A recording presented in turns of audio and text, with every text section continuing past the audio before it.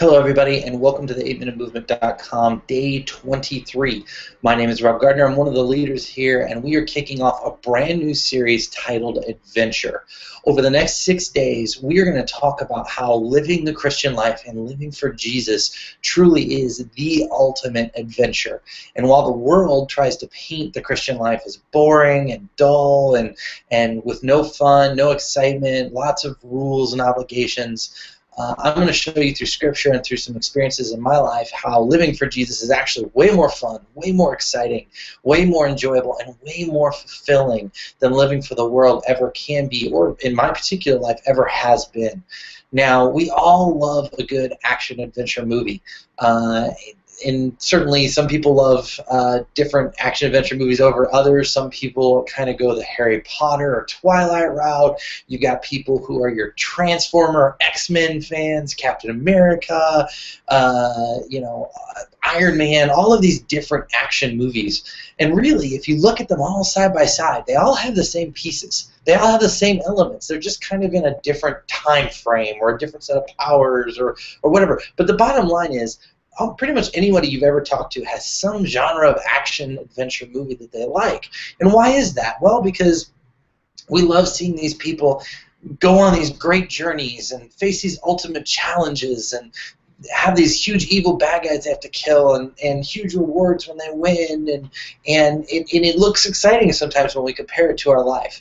But I'm here this week to convince you that if you truly live for Jesus, if you truly sell out for Him, if you truly run towards Him as best you can, I don't mean live a perfect life, I don't mean you never make mistakes or you never fall, but I'm saying your direction, your goal, your objective, your passion is Jesus. When you do that, the adventure your life will live will be on par or even better than the adventures that all of these people in these movies have ever taken.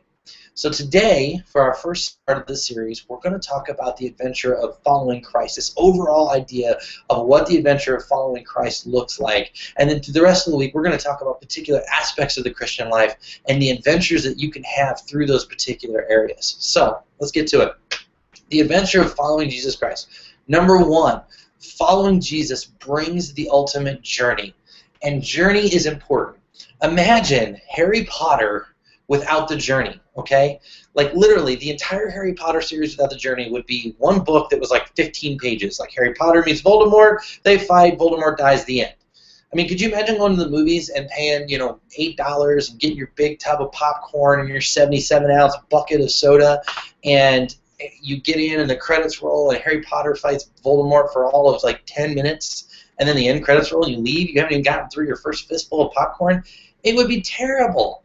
There has to be a journey, and that's why there's 17 Harry Potter books, and they're going to come out with 12 more now. And you think of Lord of the Rings, same thing. This long journey, The Hobbit, long journey. All these movies, you know there's a bad guy. You know there's good guys. You know the good guy's going to kill the bad guy. You know what's going to happen, but you still love the movie, and a part of the movie is the journey.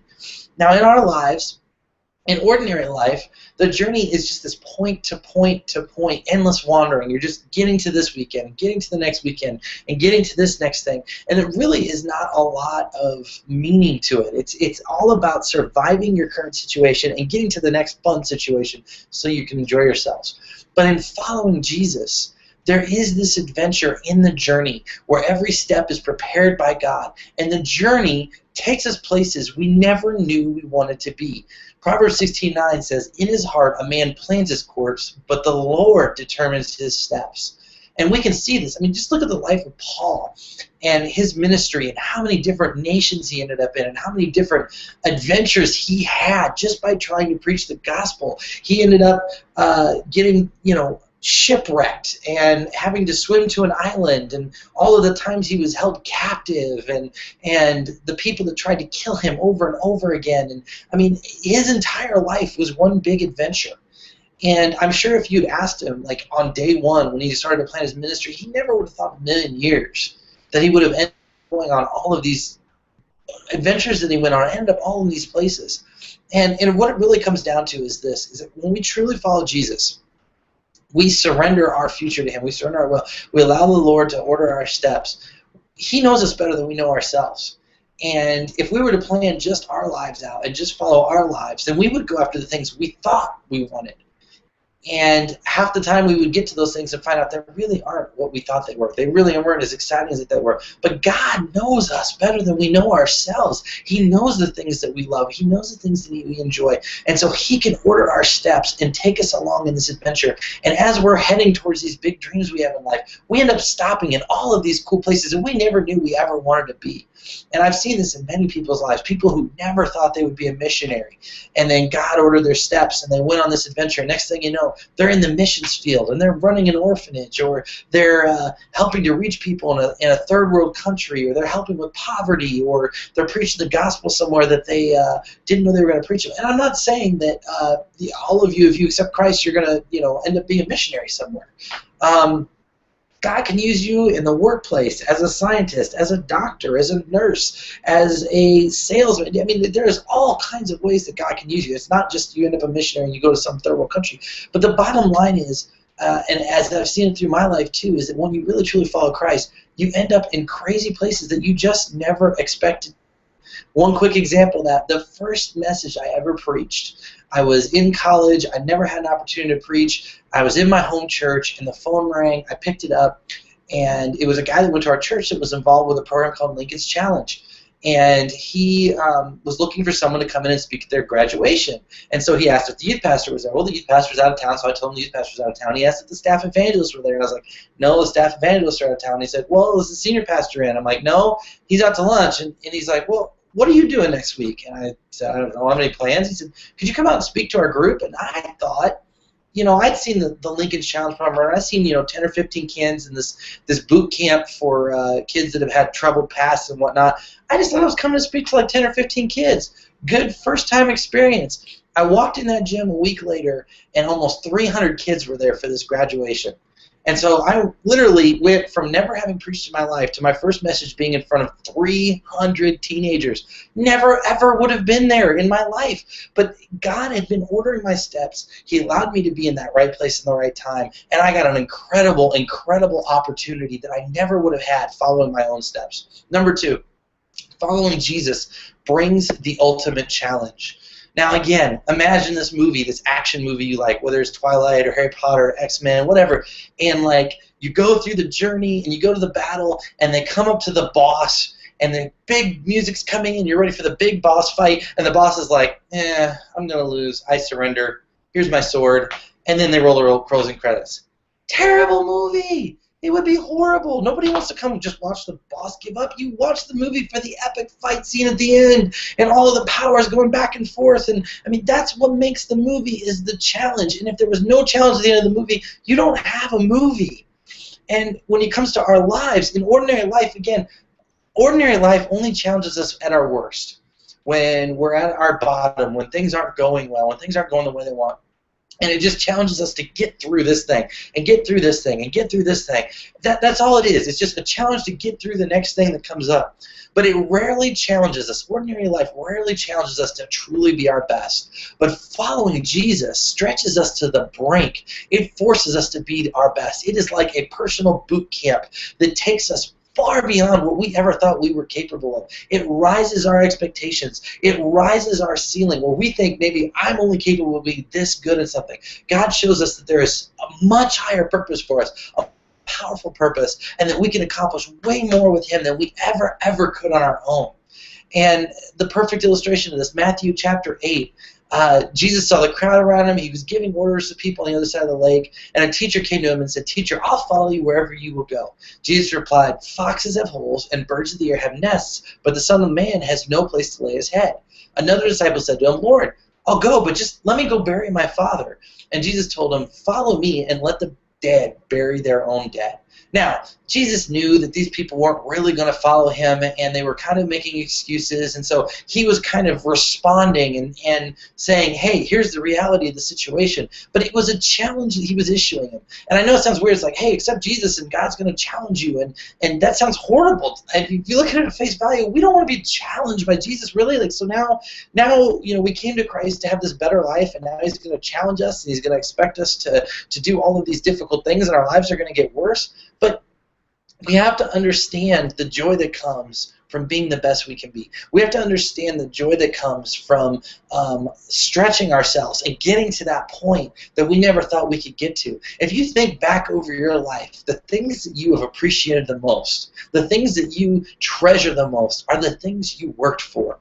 If someone just gives you something, it doesn't have as much value to you as if it's something that you earned and you worked for. And when we follow Jesus, he's always willing to challenge us. He's always willing to stop us when we want to settle and say, I'm only this good. I can only do this much. And he says, no. Under your own strength, yes, this is the line. This is as far as you can go. But when you partner with me, when you work with me, your possibilities are limitless because God can do all things. So following Jesus, it brings the ultimate challenge, the exciting scenes, the intense battle scenes in life.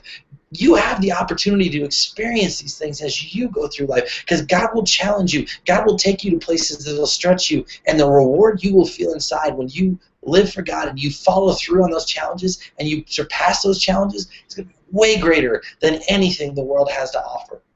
So following Jesus brings the ultimate journey. It brings the ultimate challenge. And lastly, it brings the ultimate treasure. Again, there's nothing like the end of an action movie. You slay the dragon, and he gets the girlfriend, and they have the kiss, and it's all happy, or he becomes king, or the triumph of winning, the victory is so exciting. And in ordinary life, the triumph, the treasure is all about the pleasure in the moment. It is just about that moment. And you cannot hold on to a moment. Time is always ticking, second by second by second by second. And every time you try and grab hold of a moment in time, it always slips through your fingers. And so ordinary life, it's always that treasure that you just taste. You just get a glimpse of it. You just get to get your arms around it, and it slides right out. And then you spend the next days and weeks and months trying to just grab a hold of it again. And it is the proverbial carrot. It is always dangled in front of you. You can't ever get it. But following Jesus is about the eternal reward. It is about a lasting reward that never goes away. My favorite illustration, Matthew 4:19, come follow me, Jesus said, and I will make you fishers of men. Think about this. These were fishermen. Every single day they would go out. They would cast their nets. They would pull these smelly fish into the boat. They would bring the boat in. They would have to clean all the fish and prepare all the fish. And they would sell the fish, and they would get their money. And then guess what? The very next day, did they have any more fish? No, they sold the fish. They had to go all again early in the morning. They had to go throw their nets out again. They had to pull the nets in day after day after day. It was this constant toil, constant work, constant effort. And the second they stopped fishing, the reward stopped. There was no like you obtain it, you get it, and life's good. But Jesus said, it's great that you're fishermen. I'm glad. But if you follow me, if you take this adventure on, I will take you to the next level. You won't just be fishers of fish. You won't just catch something that has a very temporary reward, something that can be eaten and treasured and then is gone forever. But I will make you fishers of men. I will show you how to change men's lives. And every man's heart that you change, every woman's heart that you change, every child's heart that you change will be changed forever. You will change lives. You will change futures. You will change eternity. It's not just you make a difference and then that difference goes away, but the differences you make will go make other differences, and it will compound and turn what you were doing that had a daily effect into something that has an eternal effect. This treasure that gives us eternal joy, this treasure that never dies. And I'm telling you today, if you live for Jesus, when you experience him, when you partner with him and allow yourself to be used by him to make impacts in people's lives, it is the greatest treasure. It is the greatest story. There is not a Hollywood writer or director or producer that can write the kind of scripts that Jesus puts on in real life on a regular basis. Now, I'm not saying that every single day of your life when you follow Christ is going to be this intense, exciting day. However, when we serve Jesus, when we truly see him in the ordinary things, when we see how each day is a step of our journey that is preparing us, when we see how each challenge is a step on our journey that's growing us, and when we see that each difficulty that we go through, each obstacle that we face leads us to a treasure that never fades, that never goes away, we start to see and experience the excitement of living for Jesus. I'll be honest with you. I woke up this morning, I was not excited. I was not in a good mood. I was not happy. It was a Monday. It was cold outside. It was a snow day here where I live, so all of the kids were sleeping in. Everybody's having a good time, and I had to get up, go to work, get early, and go to work. It's not always excitement. Life can get tough, but what keeps you going and what gets you centered and what makes you run back to Jesus and get in his presence and get refocused and reinvigorated is this adventure. Because living for Jesus, no matter how challenging my life has been, living with Jesus, it's been nowhere near as difficult or miserable or boring as living without him. And I can truly tell you that while there is struggle in the Christian life, it never feels empty. It never feels pointless. It never feels like I'm just being tortured just for pure fun or entertainment. What it feels like is every moment of every day, good, bad, ugly, is preparing me for the future, is preparing me for opportunities, is preparing me to be a part of this great adventure that God has created, that he created us to do good works, which he has prepared us in advance to do. One of my favorite scriptures. I'm looking forward to this week. We're going to talk about a lot of different ways that the Christian life is adventurous, and I hope you'll stick it out all week and check it out with us. My name is Rob Gardner with AbeMovement.com. We will see you next week.